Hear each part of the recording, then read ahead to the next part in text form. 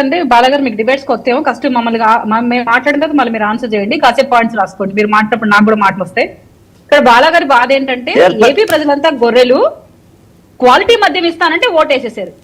మరి గత ప్రభుత్వంలో ఉన్నప్పుడు సంపూర్ణ మద్యపాన నిషేధం చేస్తారన్నప్పుడు గొర్రెలు ఓటేశారని ఎందుకు అనలేకపోయారు? ఒక మేనిఫెస్టోలో సంపూర్ణ మద్యపాన నిషేధం చేస్తానన్న మహానుభావుడిని మీరు ఎలా ప్రమోట్ చేసి మీరు ఎలా గొప్పగా చూపిస్తున్నారు? ఇప్పుడు అట్ ప్రెసెంట్ అన్నమాట మీరు ఎక్కడ లేదు క్వాలిటీ మద్యం ఇస్తానన్న మాట. మరి మీ ప్రభుత్వంలో మీరు అధికార ప్రతినిధిగా రాలేదు, కానీ వైసీపీ గురించే మీరు సపోర్ట్ చేస్తూ మాట్లాడారు కాబట్టి నేను అడుగుతున్నాను.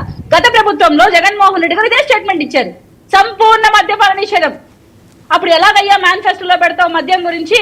మళ్ళీ గత 5 ఏళ్లుగా ఎందుకయ్యా నీ మేనిఫెస్టో చెప్పిన హామీ ఇంప్లిమెంట్ చేయలేకపోయావు? సంపూర్ణ మద్యపాన నిషేధం కాస్త చీప్ లిక్కర్ గా ఎందుకు మారింది? ప్రభుత్వమే మద్యం ఎందుకు నడిపింది?